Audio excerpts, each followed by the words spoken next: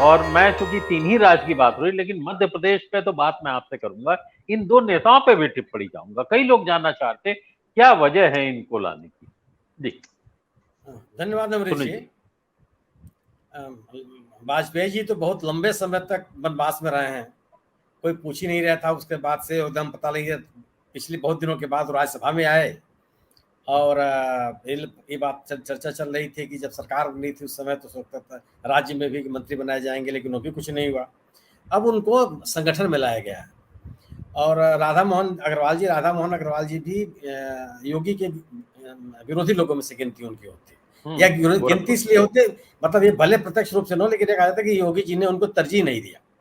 एक व्यक्ति जो लगातार वहां से विधायक बनता रहा हो, और एक समय कहा जाता था कि उन्होंने राधा मोहन अग्रवाल को बढ़ाया, लेकिन उन्होंने मंत्रिमंडल में जगह नहीं दी, और संगठन में भी कोई बहुत जगह स्थान उनको नहीं मिला राधा मोहन अग्रवाल को, दोनों टर्म में भी। तो राधा मोहन अग्रवाल एक तरह से उपेक्षित ही पड़े हुए थे। जब विधानसभा के भी चुनाव आया तो उनको टिकट नहीं मिला, फिर उनको राज्यसभा में भेजा गया। तो ये केवल ये लग रहा है मुझे कि एक तरह से जो योगी जी के पसंद के लोग नहीं है, उनको समायोजित करने की कोशिश है। जैसे शिव प्रताप शुक्ला साहब को मंत्रिमंडल में लेकर के एक संदेश देने की कोशिश की गई थी गोरखपुर से, वही उसी तरह की एक राजनीतिक के पहल है। लेकिन राजनीतिक रूप से इसका कोई असर पड़ेगा मुझे नहीं लगता। वाजपेयी जी का जरूर एक असर है, बहुत सम्रांत नेता है, प्रतिष्ठा है उनकी, कांग्रेस बीजेपी कार्यकर्ताओं में उनकी बड़ी अच्छी छवि भी है, और इस मेरठ के इलाके में अच्छे खासी नेता जाने जाते हैं वो, और कार्यकर्ताओं से उनकी बहुत अच्छे संपर्क है, इसमें भी कोई दुराई नहीं है, और ईमानदार छवि के व्यक्ति माने भी जाते हैं। राधा मोहन अग्रवाल भी एक अच्छे संसदीय नेता है, मतलब उनके अगर विधानसभा में परफॉर्मेंस को अगर हम लोग देखें तो एक बहुत प्रभावी नेता है, लेकिन जो जिस तरीके से उनका उपयोग किया जाना चाहिए था वो उपयोग उनका हुआ नहीं। संभवतः जो एक मुझे एक लगता है कि एक तो गोरखपुर से योगी जी की कृपा उनके ऊपर नहीं हुई, और दूसरी चीज की यह जो इस पार्टी के ऊपर एक आरोप लगता रहा है कि बनिया बिरादरी की पार्टी है, उस आरोप से ही बचने का एक संभव हो सकता है कि कोशिश रही है।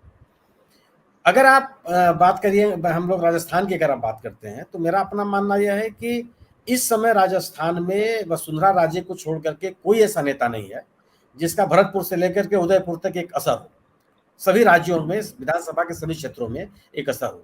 और जो जातीय समीकरण वहाँ के हैं, चाहे वो राजपूत लोग हों, चाहे वो गुर्जर हों, चाहे वो SC ST के लोग हों, चाहे मीणा हो, किसी समुदाय के लोग हों, सवर्ण हो अवर्ण हो कुछ भी हो, हर वर्ग में वसुंधरा राजे की एक साख है। 5 बार या 6 बार की MP रही है वो, और एक सक्रिय नेता है, और पार्टी पर भी एक बना के असर रखती है। अभी यह संकेत दिया गया है, मुझे विरोध तो छोड़ दीजिए, मेरा अपना मानना है कि अगर वसुंधरा राजे घर बैठ जाएंगे और प्रचार भी नहीं करेंगे तो पार्टी का बहुत जबरदस्त नुकसान होगा आगे वाले दिनों में। अभी ये अगर ये जब टिकट का बंटवारा होगा तो जो प्रयोग इन लोगों ने किया था कर्नाटक में कि चुनाव आते आते इन लोगों ने येदियुरप्पा साहब को आगे तो किया, लेकिन उनके लोगों को टिकट नहीं दिया। BL संतोष साहब का से चला और बाकायदा आरोप लगे वहां पर। अगर वसुंधरा राजे के लोगों को भी टिकट नहीं मिला, यानी कि उनके पसंद के लोगों को उनके सिफारिश में टिकट नहीं मिला, तो ये स्थिति और विकट हो जाएगी। मतलब जो थोड़ा बहुत माहौल बना भी रहेगा कि बाद में ला करके वो कर लेंगे, वो मुझे लगता है कि वो संभव नहीं होगा। इसलिए अगर ये वसुंधरा राजे को पीछे करेंगे तो मुझे लगता है कि ये राजस्थान में चुनौती नहीं दे पाएंगे। और एंटी इनकम्बेंसी को अशोक गहलोत ने बहुत हद तक अपने कार्यक्रमों के माध्यम से शिथिल किया। जो उन्होंने वो एक जो हेल्थ का अधिकार लेकर के आए, जन स्वास्थ्य अधिकार, एक अभी उन्होंने जो ये रोजगार के अधिकार को लेकर के आए, जिसमें उन्होंने मनरेगा के 100 दिनों को बढ़ा करके 125 दिन कर दिया, और प्लस ग्रामीण इलाकों के साथ साथ शहरी इलाकों में कर दिया। यह और तीसरी जो बड़ा व्यापक उनका कार्यक्रम चल रहा है जिससे आम आदमी से संपर्क है, वह है महंगाई राहत शिविर उनके, जो लगभग हर जिले में चल रहा है, और बड़ा रिस्पांस उसका ऑफलाइन ऑनलाइन दोनों तरह का जो प्रयोग कर रहे हैं। मुझे लगता है कि यह राहत देने की बड़ी कोशिश है ये। और मैं शहरी व्यक्तियों से बात कर रहा था राजस्थान में, वो कहते हैं साहब हम ये सरकार क्या बुरी है, हमको कम से कम पहले 700 या 750 रुपए का रिबेट मिलता था बिजली के बिल में, और 100 यूनिट मुझे फ्री मिलती है। ग्रामीण इलाकों में 200 यूनिट हो गया। तो एक ऐसा कोशिश किया है कि महंगाई से जो 500 रुपए का जो सिलेंडर का योजना है, मतलब अगर माने भारतीय जनता पार्टी उज्ज्वला योजना पर अपना एक लाभार्थी वर्ग तैयार कर सकती है जो योजना फेल हो गई। उज्ज्वला योजना से कनेक्शन लेने वालों का दोबारा उसको रिफिल कराने वालों की संख्या अगर आप गिनेंगे तो बुरी तरह से उसमें गिरावट है। वहां अगर कोई राज्य सरकार अपने लोगों को 500 रुपए में, जो गरीब वर्ग के लोग हैं, बीपीएल श्रेणी के लोग हैं, उनको 500 रुपए का अगर वो देती है सिलेंडर, तो मुझे लगता है कि बड़ा अपना एक लाभार्थी वर्ग तैयार करती है। दूसरी चीज कि इन्होंने जो स्वास्थ्य को लेकर के जो इनका एक कार्यक्रम चला हुआ है, जिसमें बिना किसी वर्गीकरण के, बिना किसी भेदभाव के प्रत्येक व्यक्ति को जो चिकित्सा का राहत 25 लाख रुपए तक का स्वास्थ्य की सुविधा दे रहे हैं और जिसका असर दिखाई दे रहा है। मुझे लगता है कि तमाम चीजों को ला करके अशोक गहलोत ने आज अशोक गहलोत राजस्थान में मुख्यमंत्री पद के सर्वाधिक पॉपुलर व्यक्ति हैं। अगर आम व्यक्ति जो है वो लगभग लोग बता रहे हैं कि 40-19% के लोग ये कर रहे हैं कि वो प्रतिशत लोग उनको पसंद कर रहे हैं कि मुख्यमंत्री के रूप में उनकी पसंद बनी हुई है। तो कांग्रेस ने अपने घर को ठीक किया है, एकताबद्ध किया है और भारतीय जनता पार्टी में बिखराव है। यह चुनाव अगर भारतीय जनता पार्टी ये सोचती है कि वो मोदी जी के चेहरे पर लड़ लेगी, तो मुझे लगता है कि वो ऐसा होने वाला नहीं है। जो कर्नाटक में नहीं हुआ, एक क्षेत्रीय नेता की आपको आवश्यकता है, वो रहेगी। अगर आप नहीं करते हैं तो राजस्थान में भी आपको नुकसान ही होगा। छत्तीसगढ़ में अगर आप आएंगे तो छत्तीसगढ़ उन राज्यों में से है जिसने अपना स्कोर बढ़ा लिया था कोरोना काल में। आप याद कीजिए कि कोरोना के समय में लगभग अधिकांश राज्यों में बड़ी संख्या में लोग पैदल चलते हुए दिखाई पड़े। वहां की राज्य सरकार ने एक आदमी को निकलने नहीं दिया कि जो व्यक्ति जहां है वहीं रहे, जो एम्प्लॉयर है उसकी जिम्मेदारी निर्धारित की और हर जिले के प्रशासन को कहा कि कोई व्यक्ति कहीं जाएगा नहीं, जो मजदूर है उसको वहीं पे आप राहत पहुंचाइए। लोगों को चिकित्सकीय सुविधाएं जबरदस्त पहुंचाई। इसके अलावा जो किसान हैं, किसानों को सशक्त करने, माने एक उनको आर्थिक रूप से सीधे पैसा देने का काम इन लोगों ने किया, जो बघेल सरकार ने किया। और जो सामाजिक कल्याण के जो कार्यक्रम है उनको ढंग से लागू किया।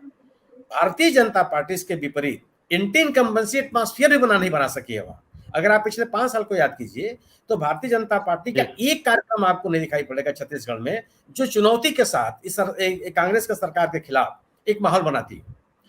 लीडरशिप का भी वहां की स्थिति है कि लीडरशिप में रमन सिंह साहब को एकदम आपने किनारे कर दिया और रमन सिंह भी पूरे 5 साल निष्क्रियता में पड़े रहे। पहली बार तो बहुत दिनों के बाद मुझे नाम सुनाई पड़ा जब वो संगठन ने उनको उपाध्यक्ष बनाया गया। ये लगा कि भाई चलिए भारतीय जनता पार्टी में बने हुए हैं और पार्टी उनकी शिनाख्त भी कर रही है कि एक अपने केंद्रीय संगठन में उनको ला करके, अदरवाइज आप उनकी राजनीतिक गतिविधियों को आप तो देखेंगे तो शून्य। दूसरी तरफ कांग्रेस ने अपने संगठन को मजबूत किया। अगर सोचिए कि सिंहदेव ही है, मतलब सरगुजा के इलाके में उस व्यक्ति का इतना असर है कि पिछले चुनाव में 14 की 14 सीटें जीत करके आए हो। और छत्तीसगढ़, जब तक छत्तीसगढ़ अनडिवाइडेड मध्य प्रदेश रहा तो छत्तीसगढ़ के इलाका पे कांग्रेस का हमेशा से असर रहा है और छत्तीसगढ़ में कांग्रेस कभी नहीं हारी। चाहे 1952 से याद करके अब विभाजन तक आप याद कर लीजिए तो छत्तीसगढ़ में कांग्रेस का परफॉर्मेंस हमेशा रहा।